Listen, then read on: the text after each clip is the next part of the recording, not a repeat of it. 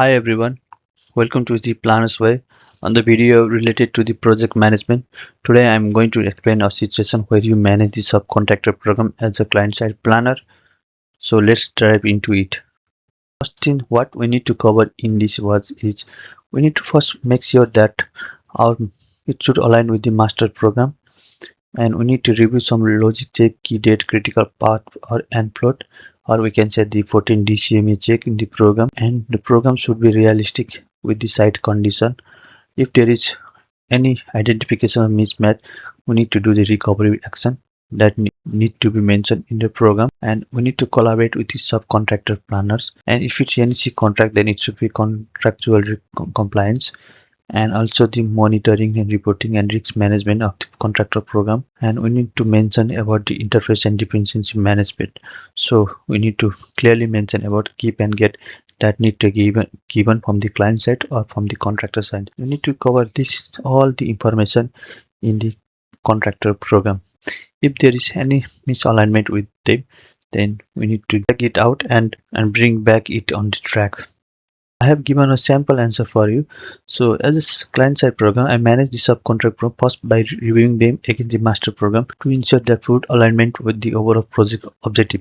We need to make sure that the project scope are covered, ensuring there is no scope creep on the project scope of contractor program. So first things we make sure that the 100% of scope is covered in the contractor program.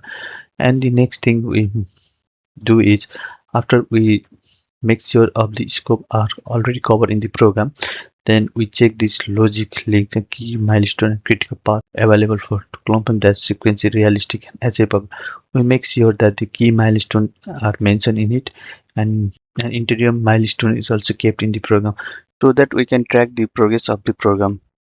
Also make sure that the program reflects the actual site condition and constant. This all try to mean that we should make sure of our DCMA check that should be aligned with it. And also if it is with the NEC contract, then it should satisfy all the condition of clause 31 if it baseline program. If it is revised program, then it should satisfy the clause 32 points.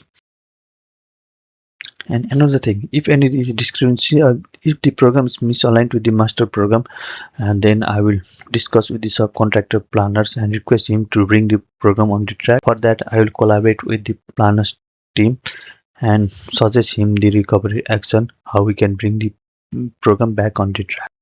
These things need to mention in our answer. And another thing, the most important, that if the subcontractor program is working on the NEC contract, then it should fulfill all the contract requirement obligation, also the reporting period and early warning process based on the contract obligation. In the UK, we use NEC contract clause 15 for the early warning, and clause 31 for the baseline program, clause 32 for the revised program. So we need to satisfy all the condition of it for the program to be acceptance of the subcontractor program. So these things should be mentioned in your answer. Also, on an ongoing basis, I also monitor progress, review program update, manage risk interface, ensure communication between all parties to maintain program certainty. As I have already mentioned, that there should be clear communication between all the parties for the program certainty, and you need to review the program update and manage the risk and interface of the subcontractor program. Why these answers work for me? Because my answers show the client focus, so the governance, assurance and oversight process, and it also show the strong technical one, so it has mentioned about the critical path constant 14 DCMA check, so it is technically sound. And another thing is proactive, means early risk identification and recovery, so it is based on the NEC contract which we have mentioned it. And collaborative action, so work with the subcontractor to bring the program on the track. And the contract aware, demonstrate the NEC contract and compliance knowledge for the subcontractor. And outcome driven, means keep focus on keeping the program on the tracks. So this all and things was mentioned in my answer, so my answer was perfect for the interview. Thank you for watching this video. On the next video, I will be explaining about the program development process. And do not forget to like, share, subscribe for more insight in the Planner's Way. Thank you for watching this video.